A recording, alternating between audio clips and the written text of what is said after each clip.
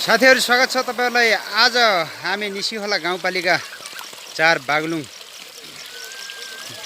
खेत रोपाई कार्यक्रम गर्दैछौं। मिनबहादुर छेत्रीको खेत रोपाई हुँदैछ।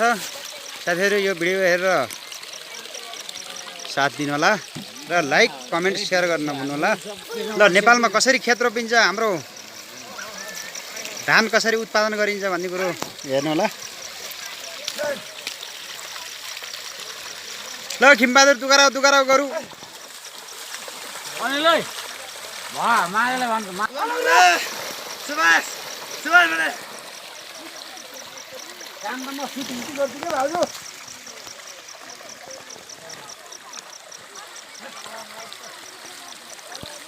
दिदी बहिनीहरूले धान रोपिराख्नु भएको छ। माले भन्छ के माले अनिलले जोत्दैछ, खोक लगाउँदैछ।